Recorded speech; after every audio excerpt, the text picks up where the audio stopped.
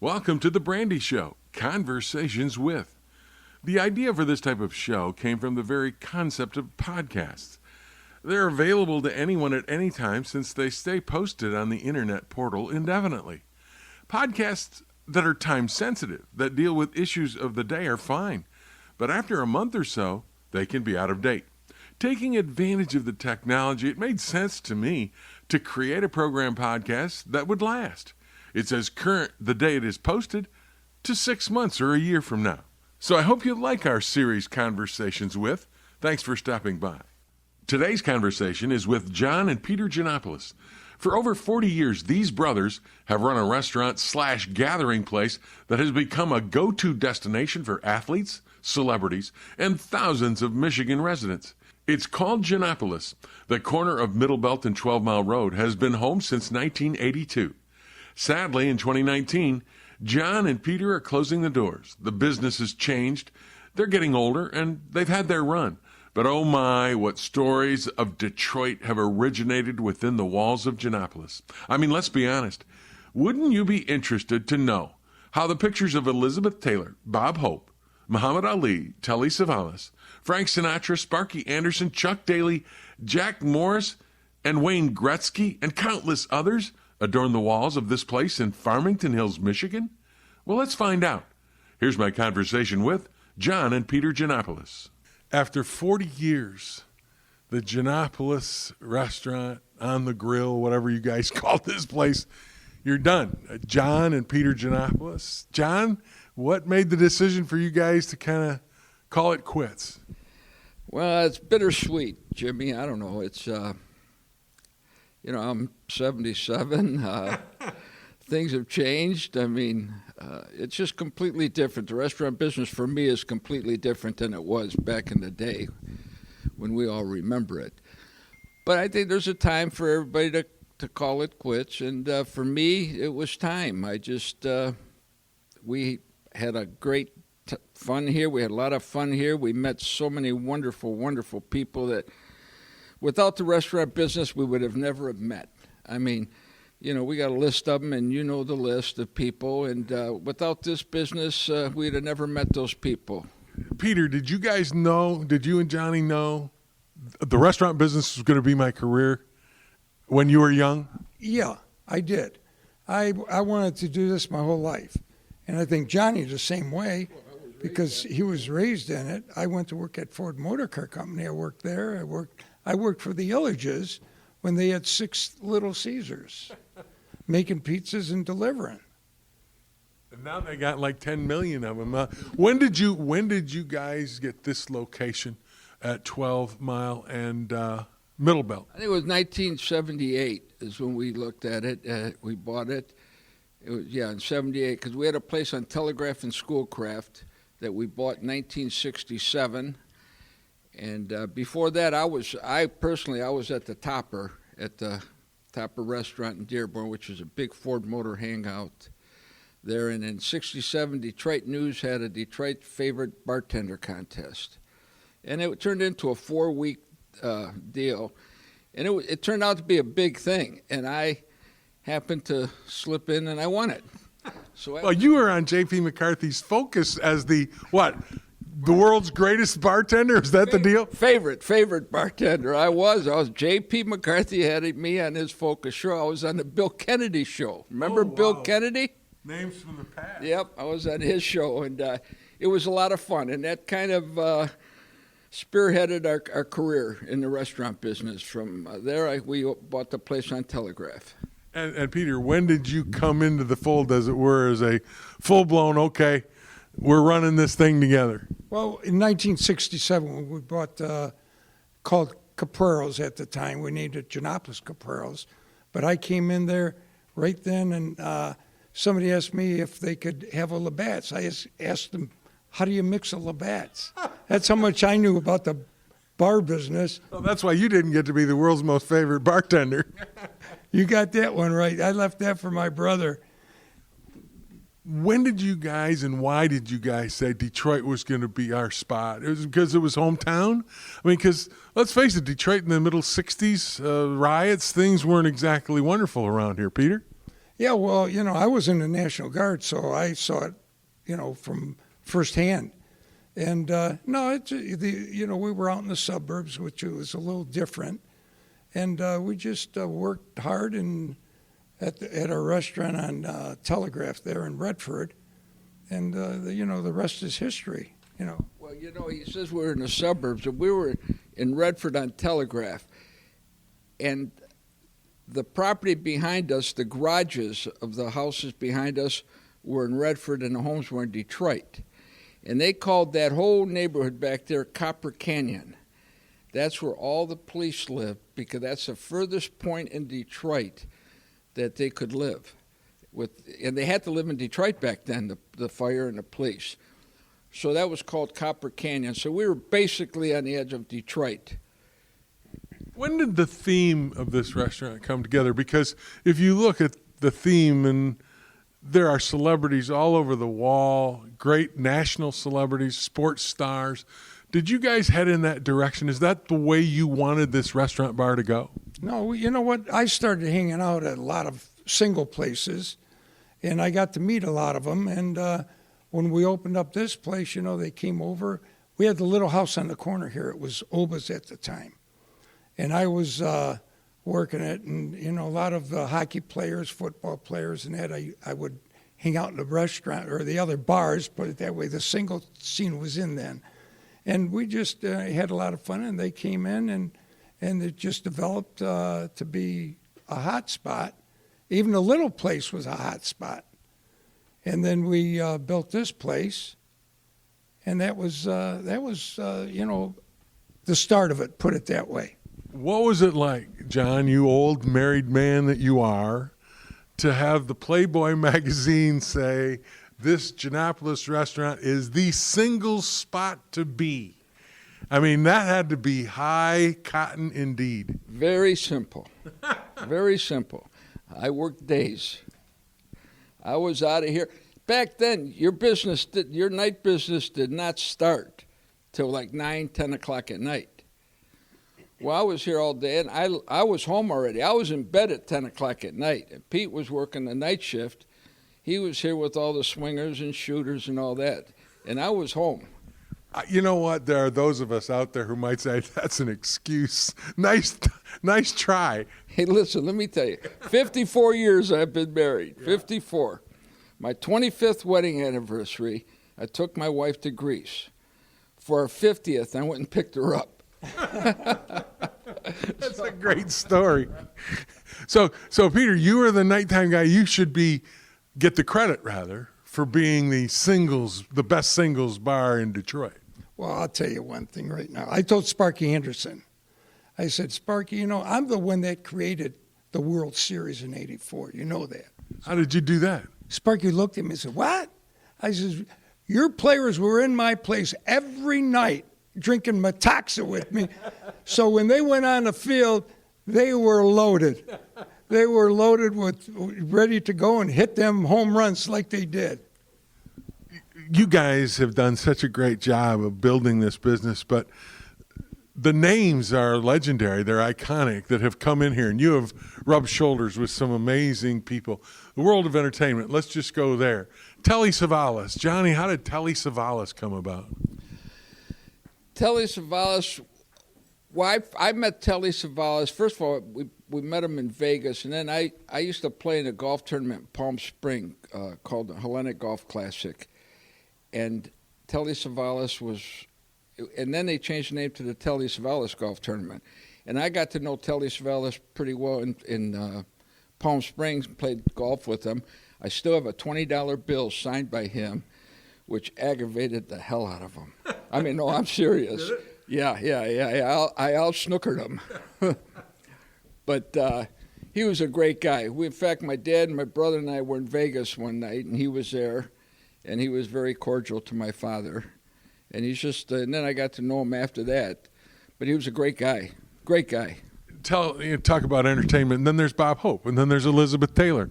How does Bob Hope and Elizabeth Taylor get their pictures on the wall of a restaurant bar in Farmington Hills, Michigan? Would you explain that one to me, Peter? Well, Johnny's uncle, Ted Gregory from Marion's uncle. From Cincinnati, was very close friends with Bob Hope. So when Bob came in, he said there's only one place you got to go, and that's at Ginopolis's. And that's how Bob got here. And Elizabeth Taylor, there was a, Marie. Yeah. Anyway, she was a limo driver, and Elizabeth Taylor said, I want some ribs. She says, there's only one place for ribs at Ginopolis's. And that's how she came here. When these celebrities started coming here, did you guys kind of look at yourself and go, whoa, what's going on here all of a sudden, huh?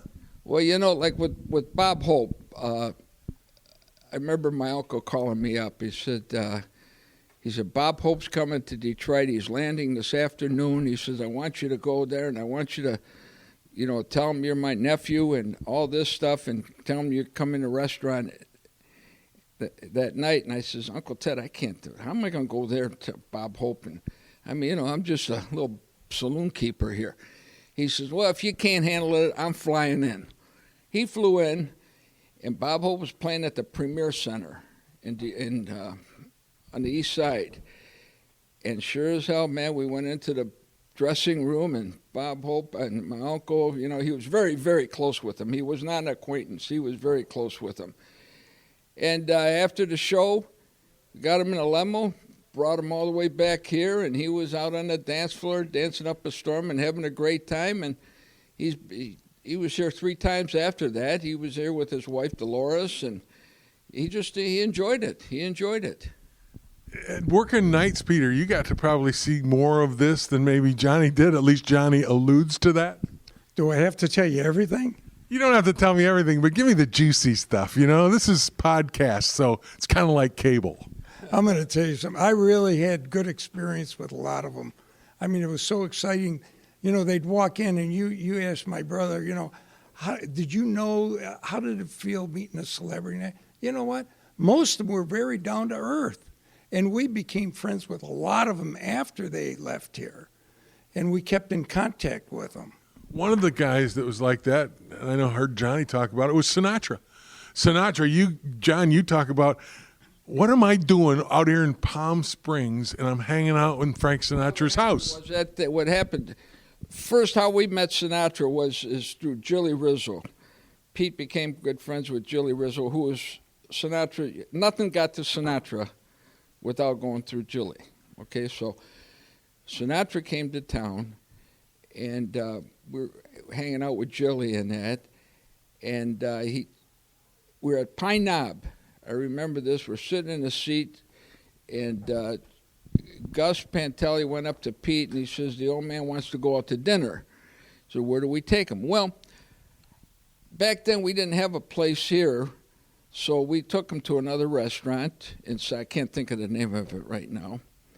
And anyways, we took him there, and from that point on, we were kind of in the thing. And then Sinatra, he came to town. He had our ribs. And I was in Palm Springs one time, and Gus got a call from Pat Henry. Oh, yeah. Pat Henry was a comedian that opened up the shows for him. So he said, I'm having a barbecue at the house, this and that. So he said, you want to come by? And so he told him I was in town. He said, we'll bring him with him. So we went over to the house. We had a barbecue. And Harry Gardino was there. Now, Harry Gardino, a lot of people don't know who he is by name. He's one of my favorite actors. Yeah, he was the lieutenant in Dirty Harry. Yeah. That's where everybody remembers him by. So we went over to the house, and Jilly Rizzo was there, Pat Henry, Harry Gardino. Who was the snake? Oh, Joe Bonita. El Bonita was there. So we're sitting, we had a barbecue this. So Harry Gardino says to Pat Henry, he says, call the old man up and see if he'll come have a drink with his pallies. He says he probably won't because I'm going to use the word henpecked. That wasn't the term he used, but I'm going to use the word henpecked. PW are the initials. So they call him up on the phone, and they're talking, you, PW, son of a bitch. I mean, if you got any balls at all, you'll come over here and have a drink with your old pals and this and that. And I'm sitting there like, man, they're talking to the man like this, right? And he was the man. Oh, he was. Of course he was. Hang up the phone. 20 minutes later, who comes walking through the door screaming and yelling, I'll show you PW to this and that, and better go back and forth. Stayed there. He had a couple blackjacks on the rocks, and I'm sitting there on the couch like a little mummy saying, nobody going to believe this. I mean, here I am, and I'm sitting here, and nobody's going to believe this story. I said, can't take a picture. You take a picture, forget it, you're done. With that crowd. Yeah. And that was it. That had a few drinks, left, and that was it. And I would imagine that they appreciated the fact that you understood. You didn't take pictures, and what was said there never got anywhere else. That's what I would imagine they appreciated from you guys. Right, absolutely. I mean, we knew when to keep our mouths shut. I mean, we've seen so much go on, and Pete could tell you a lot of stories, but, that's why they had trust in us. They had trust in us. And that's what got him back here. And Pete, John says that Jilly was Sinatra's guy. Sinatra had the reputation of having an entourage, or he was buffered by a number of people. How difficult was it to get to Old Blue Eyes? Well, after we met him through our cousin Gus Pantel, after we met him, then we became good friends with Jilly. And Jilly was Sinatra's right-hand guy. One day I'm in Palm Springs, or Palm Desert. We had a house out there. And Jilly calls me up one afternoon. And he said, hey, Pete, what are you doing this evening? And I said, well, I don't have anything planned. Now, wait a minute. You got to hear this. I didn't have anything planned. He says, well, then the old man wants to know if you want to join us for dinner. What do you think? The old man, that's Sinatra. I'm accepting that one. You know what I told him? Yeah, you know what? Let me check and see if I'm available. You didn't. No, I didn't, but it sounds good, doesn't it? Yeah. No, but he actually called up and asked if I wanted to have dinner with Frank, and I said, you got it. I'll be there. And people talk. I'll pick up the tab.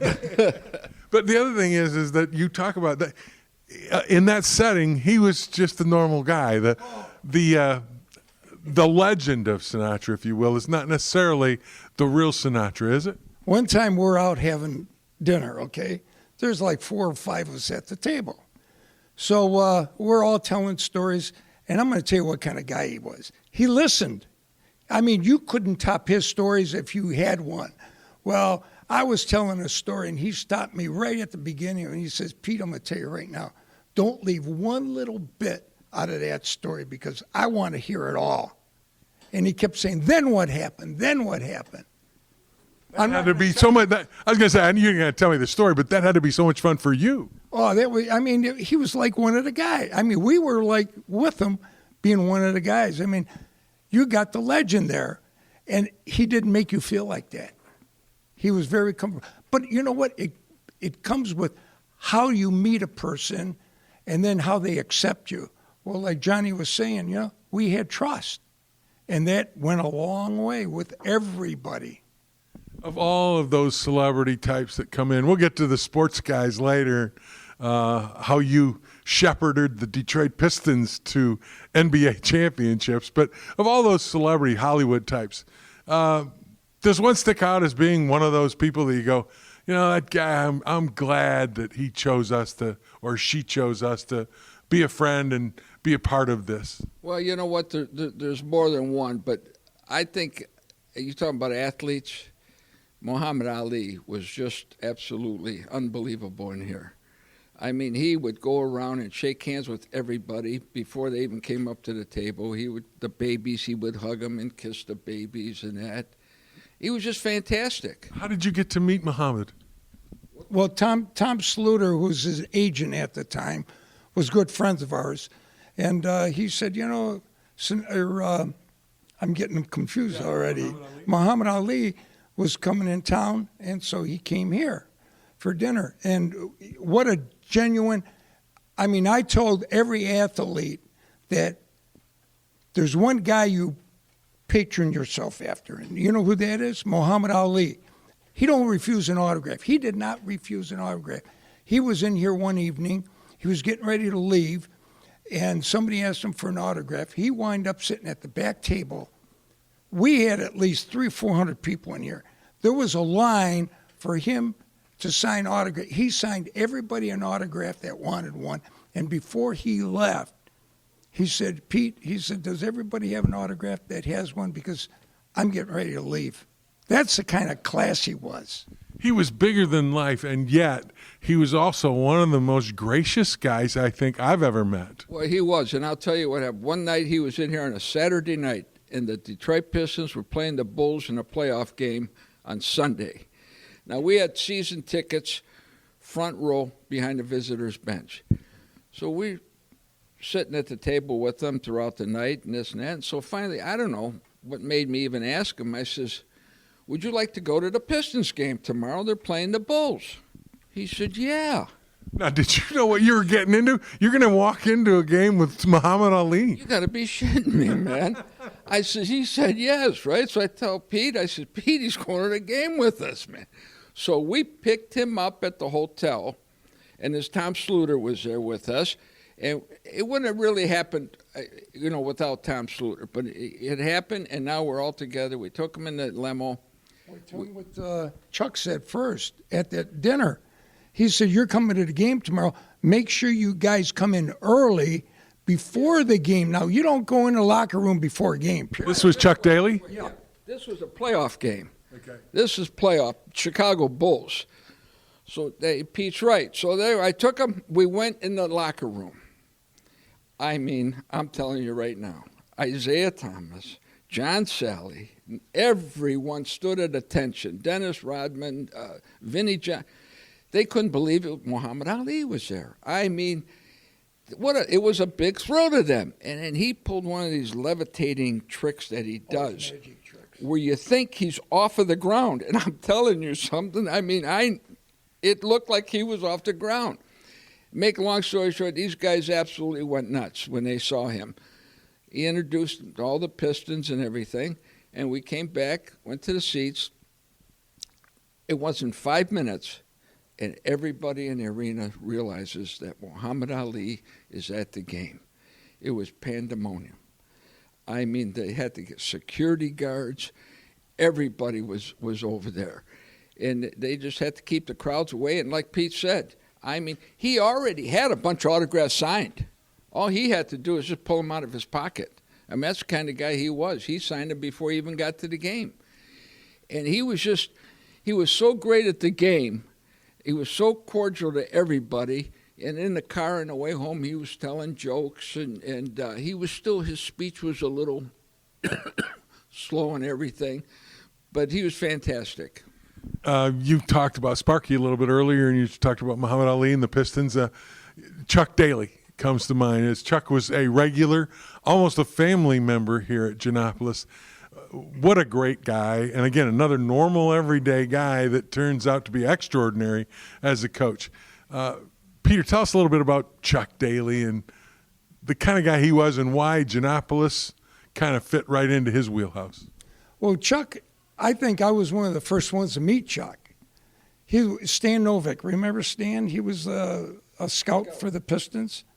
Well, Stan brought him in from the airport, and they came in the front door, and they sit down at the stand-up bar in the bar, and Stan introduced me to the new coach of the Pistons, right? So we're talking back and forth, and Chuck says, well, where's a good place to buy a house around here, and this and that. We're going back and forth. And I said, hey, Chuck, I said, you want to buy my house? I put him in my car. We went to my house, showed him he didn't buy it, but I took him to my house, came back. The first time I met him, and he became close friends of ours ever since. And Johnny became real close with Chuck as well. Well, John, you used to say that he would come in every day, have a bowl of soup at the end of the bar, and you're working the day crowd, and you and Chuck were like every day. He was like Norm at Cheers. Oh, yeah, I mean, he would. Yeah, he was. He'd come in every day and have his golf shoes on because he always wanted to go hit some balls. He'd say, come on, let's go to the club, because he was a member at Western, where I've been a member for 47 years. But he'd say, let's go to the club and hit some balls. Let's go to this and that. And he was just, he was a regular here. And Chuck was just he used to be at my house for Christmas dinner, Thanksgiving dinners. He was there all the time. He was part of the family. In fact, I got to tell you a story. One of the holidays, I don't know which one, but Alan Trammell and Jack Morris are at the house. And remember a guy by the name of Alex Grammas? He was the third base. Third base for Sparky. And Alex Grammas was at the house, and Chuck Daly was there with the family and that. And my son, I don't know how it happened, but they played a little basketball game in a driveway. So it was Alan Trammell, Jack Morris, my son, and one of my nephews. And I mean, they're playing, okay? I mean, they're not playing horse, okay? They're playing. John Daly looks out there, he says, I don't even believe this. He says, if Sparky Anderson saw them on the asphalt playing basketball, and this was during the baseball season. I mean, it was just unbelievable. But we'd always have those kind of people at the house all the time. I mean, they were there for holiday dinners and everything. I mean, it was great. You told me a story about Chuck taking you to a playoff game in Boston, and it happened to be a pretty important playoff game, and his reaction to the events of that night really said a lot about his character. Tell me that story, John. Well, I'll tell you, I called him up in the morning. I remember it vividly. And I just wanted to call him up and congratulate him and wish him good luck and all that. So he says to me, he says, why don't you come to the game? I said, you're coming home after the game, yeah? He said, yeah. I said, well, I don't want to stay overnight in Boston by myself, this and that. He says, you get to the game, he says, and you fly home with us. So I said, well, get me the passes. I said, let me call up the airlines. I got a ticket. I called them back. I says, I'm going to the airport. I says, have the press pass and all that stuff waiting for me at will call. So somebody drove me to the airport. I mean, this was all in a spur of the moment. I never called my wife, nothing. I got on the plane, flew to Boston, went to will call, picked up he had the press pass there. Now, you know what it is with a press pass. I mean, there's nowhere you can't go with a press pass. And, I mean, I'm walking on the parquet floor and everything and all this. And feeling pretty good about yourself. Oh, I am. I said, look at me. So then who? Dennis Johnson. Remember Dennis Johnson from the Boston Celtics? He came out on the court, and he saw me. And when he was in Detroit, my seats are behind the visitors' bench. We used to harass them. And he looked at me like, oh, no. He says, you're in my house now. And I says, oh, my God, am I in trouble, man? But he was very, very cordial. Make a long story, I was sitting next to Tommy Hearns. And we're at the game, and that's the game where Isaiah threw the ball away. Larry Bird intercepted the pass. Gave it to Dennis Johnson, and he put it up for layup with like 3 seconds to go. We lost the game in the final seconds. It was just absolutely terrible.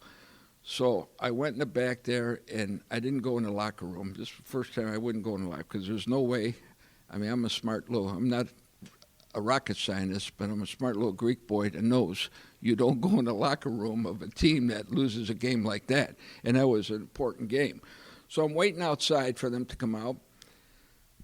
So about 45 minutes later, they came out of the locker room, and we walked on the bus, the team bus, which was parked inside the Boston Gardens.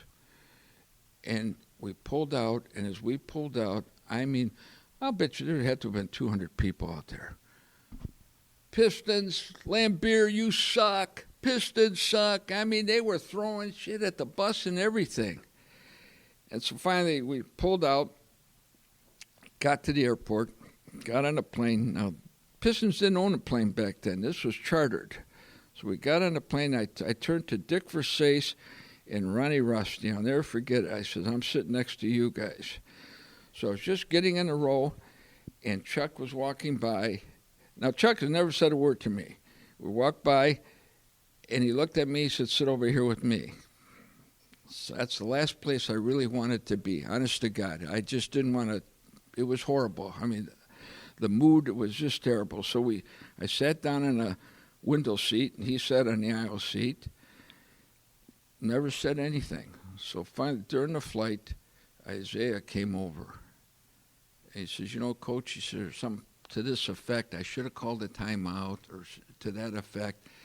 And Chuck says, you know what you should have done? I know. It's over with. Forget about it. It's done. We landed the plane in Detroit. We got in a car. He had to drive me back to my car because I didn't have a car. And he drove me back, and he never said a word till we got to 275. And he says, you know what? I hope we learn by this.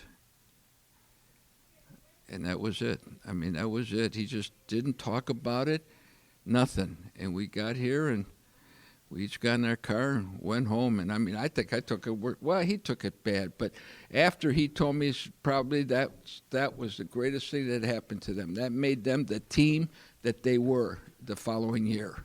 That won them championships. One mistake. Peter, athletes, we just talked about Isaiah. The guys that came in here, particularly the guys like a Rodman or a Mahorn, they have bigger than life images. What were they like in a social setting? Oh, they loved to dance. They got on their dance floor and they showed their stuff off. I mean, when they came in here, it was really unique because when they came in this place, Ginopolis's, they knew that they weren't going to be harassed.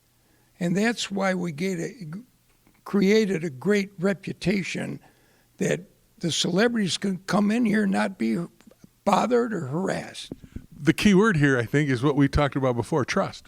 Oh, yeah. We gained their trust. One day, Johnny will love this one, from the L.A. Dodgers, Tommy Lasorda is sitting in the booth, right?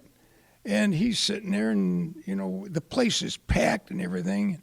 He calls me over. He says, hey, Pete, he says, what's going on around here? He says, nobody's coming up to me. And I says, what do you mean? He says, well, I want people to, nobody knows I'm here. Tell the DJ to announce that I'm here. I said, we're trying to keep, people are respecting him and staying away. Meanwhile, what happens? He had me go tell the DJ, listen, Tommy Lasorda is here, and if you want to say hello to him, go on over and say hello to him. And he had the crowd around him. But that's the way the place was. Is there a night that you guys remember in here, or a day or something after a championship, or that kind of stands out? I know the old Lindell downtown, they talk about when the Tigers won the series in '68, that the team came in and basically tended bar and gave away. Jimmy Buccicaris said, I never lost so much money and had so much fun in my life on that day when Al Kaline and Norm Cash were behind the bar, basically giving people drinks because of this championship. Was there ever a night like that here at Ginopolis, or a day? Well, the '84 championship game, Pete and I were in the locker room. The '84 World Series championship. The World Championship. We were in the locker room, and then we came back here, and a bunch of them came back here. I think it was Tram was here. Yeah, they all came back here. And it was just very, how exciting. I mean, my God, it's just something that, just to be in the locker room. I mean, these are things, by being in the business that we're in, the restaurant business, these are the things that you would never have done as a, I don't know, normal person, but as a regular person. I mean, my God, we've had so many different exciting experiences. Do you remember that time too? Was that the same day or same night you would pick? We were together, and when we came back here, I mean, it was terrific. I mean, having the '84 World Series after they won it, when they were burning Detroit down with the cars turning over and everything, they were all here, and the customers all respected, and the place was jammed. I mean, it was. You can't express the feeling being in the locker room when they win the World Series, as you know. Yeah, you've been there, so you know the excitement now. And I'll tell you the other thing, we had the New York Yankees brought the whole team, the team bus pulled up into the parking lot and brought the whole Yankee team in here on a Friday or Saturday night, I think it was. I mean, the whole team was here. We got pictures of 4 Hall of Famers from that team. I mean, Ricky Henderson, Goose Gossage, Dave Winfield, Mattingly. I mean, they're all, they were all here. The whole team was here. How did they know about Ginopolis? They're from New York. They're the Bronx. Well, I think probably they knew about it from the Tigers. You know what I mean? They talk, and they probably said, there's a good place out there, and the whole team brought them in there. But like when Tommy Lasorda came to town, I had a very close friend of mine said, "Would you do me a favor?" He was in for the World Series. "Would you pick up this friend of mine, Eddie Menasian?" Eddie was a general manager of one of the big hotels in Chicago. I said, "Sure." So I went to the airport, parked the car. I went into where I was supposed to pick him up, and he came up to me. "Are you John?" "Yeah, Eddie Menasian."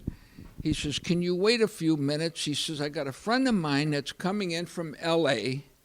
He says, "Can you wait a while?" I said, "Well, of course. It's Tommy Lasorda." I mean, that's how things happen. So I drove him downtown. They were staying at the Renaissance downtown, and that's, he said, "I'm going to come by the restaurant," and all that. That's how it happened. Any Red Wings stories? I mean, because we've gone through the Pistons and then the Tigers. Any Lions and Red Wings stories? I'm sure that they're all there. Eddie Meal, you remember MIO? Yeah. Anyways, MIO comes in here with Wayne Gretzky, Paul Coffey, who is and another one after one of the games. And we're sitting at the bar. It's pretty close to like 12:30, 1 o'clock. So, I was drinking Metoxy. It couldn't have been that long. It couldn't have been that late because I was in the picture. I was here. So it couldn't have been that late. No, it was. He happened to stay over on my shift. Or I came back. So now Eddie's got him, they're all here and that. So I was drinking Metoxy at the time. And, Wayne does not drink hard stuff. He was a beer drinker. Anyways, he started drinking the Metoxy. I mean, that's all we drank. We were so lit. I got a picture of us out there. I mean, we were just hammered. And he was supposed to come back the next day. He didn't because he was at hangover. Then that night, or the next day, they had the afternoon game with the Red Wings. Well, you know what Wayne did? A hat trick. Of course. Yeah, on my Metoxa, like I told you about the Tigers. Same thing with some of the other times these stories go. A guy comes off a big hangover and has a great day. One of your friends and one of the guys with the old Lions, you talked about Joe Schmidt. A delightful, great guy. Love him. Love Joe Schmidt. He's just absolutely, without a doubt, one of the classiest people you'll ever meet in your life. Talk about a storyteller. He has stories from the way begone days when the NFL wasn't the NFL like we know it today. Yeah, well, one story I remember Joe telling. I knew Joe when I was a busboy at the Topper, okay? He would come in with Nick Petrosani and Terry Barr. And, I just looked up at these guys. I was a kid, 16, 17 years old, and I wow, I couldn't believe it. But he tells me a great story about when they traded Bobby Lane to Pittsburgh. And the following year, Joe was playing for the East or the West, and Bobby Lane was playing for the opposite seed in the Pro Bowl. Night before the game, Joe and Bobby Lane go out to dinner. And this is on Saturday night. Sunday, it's Joe's birthday. So they're kind of celebrating Saturday night. So Sunday comes around, they're playing in a game, and Joe Schmidt's playing defense, obviously, and Bobby Lane goes back, and he throws a pass right at Joe. Right at him. Joe now is almost embarrassed because there's nobody around him, and he catches the ball, and he runs it in for a touchdown. And they're coming back, and Bobby Lane looks at him. He says, "Joe, happy birthday." That was good. Those are the stories that's what make this bar and this restaurant and you guys so unique. So tell me, is there any? You got a Sinatra story? One more Sinatra story, then we'll finish up. Okay. Well, anyways, we're at Pine Knob, and Sinatra's performing. Well, we're there early, and before it starts, Jilly says to me, "Hey, Pete, let's go over to the restaurant over there at Pine Knob. People used to go there for dinner." So I said, Leo, let's go. It's about like 4 or 5 o'clock in the afternoon. So we go there, and we're walking around. These people are having dinner, and Jilly walked over. He knew one of the guys from Miami. He goes, "Hey, Harold, how you doing? What's going on?" And they're with their wives, and they're all having dinner. There's about 6 of them there. And Jilly says, "Coming to the concert after, right?" He says, "Not really. We're just here having dinner." He says, "No, you got to come to the concert." And he says, "No, you got to come." He says, "Hey, Pete," he says, "you got your tickets?" I says, "Yeah." Now, we had 6 seats, center, 3rd row. So I said, "Yeah." He said, "Give them to me." So I gave him. I'm going to tell Jilly no. Wait a minute. You're giving your 6 seats center row for Sinatra at Pine Knob, and you're giving them away. I'm giving them to Jilly's friends, who I happen to know the one father. But anyways, so I give him the tickets. Guess what happens? He says, "I'll take care of you." So we all had backstage passes. So we're backstage at Pine Knob. So the concert's just getting ready to play, right? Guess what happens? Jilly says, "I got you all set."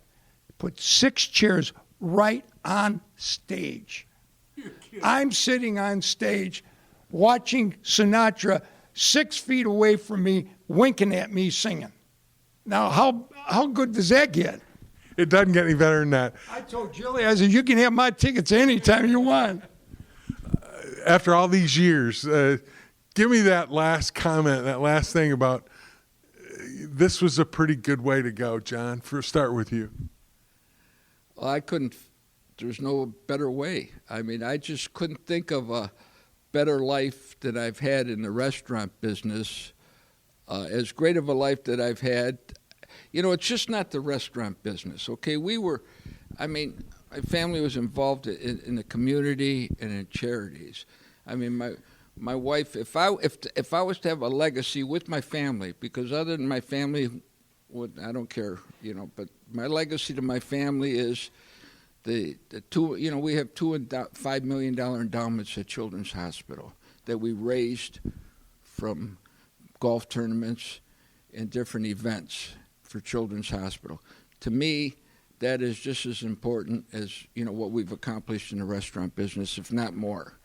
It's a people business, and I think that comment right there typifies why you guys have been successful, because it is a people business, isn't it, Peter? Oh, yeah. I mean, like Johnny said, the opportunities that we had, today can't happen. You know why? Cell phones, picture taking. They weren't around then. Like when we'd go out with Sinatra or any celebrity, by then they would text, you'd have 1,000 people at your door, which is not bad if you're in the restaurant business, but they wouldn't come back then because they had no privacy. Today, the celebrities really don't have privacy they used to have, and that's how they used to come in here, and the excitement that we had and the experiences you can't do anymore. And I tell my kids who are younger, finally they're starting to get the gist of, oh my God, my dad knew them, and that one, and this one.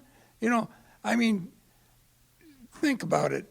To meet Mr. Brandstetter, I mean, as a you're setting the bar a little low there. No. That's the thing we haven't even discussed, Brandy. No, we Brandy, we would have never met people like you and Robbie. And I mean this. I first met you when you were down on Telegraph Road. That's when we first went in and had a steak down there. Right. That was, a lot of years ago. Oh. But you know what? I got to tell you, if you got time, a great Rodman story, okay? Yeah. Now, my son and Dennis were very close, and they still talk to each other quite a bit. And that. But about 2 o'clock in the morning, my doorbell rings at the house. And I wake up and told my wife, I sent her down, go see who's down there, man. No, so I went downstairs and look at the thing there through the window, and it's Dennis and his wife, Annie, and their little baby. I opened the door. I said, "Dennis, what's wrong? What's going on?" He says, "My power went out at my house." I says, "Your power went out at your house, and you're here on my front porch at 2 o'clock in the morning." I said, "Dennis, come on in." So I called my wife down. She came down. We fixed up the spare bedroom up there, and they stayed overnight. But my point is that he thought enough of us to 2 o'clock in the morning. He didn't go to a motel or whatever. He knew that we would take care of him. And that's a compliment. That's That was the AAA service. I was going to say, you know what? That's a great story to finish on, because it's about being somebody's friend. That's what the Ginopolis brand is all about. Thank you guys both very much. Oh, it's a pleasure with you, Jim. Jimmy, thank you. I love you. You know that. This was one of my favorite chats. We strolled down memory lane with the Ginopolis brothers, and I'm so glad we did.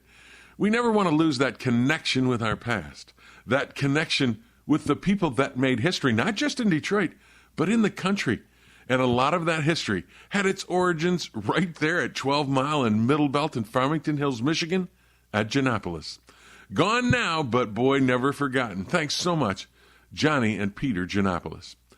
Keep an eye on my Facebook page, Jim Brandstatter76, and my Twitter account, @JimBrandstatter, and my website, thebrandyshow.com, for upcoming episodes of Conversations With.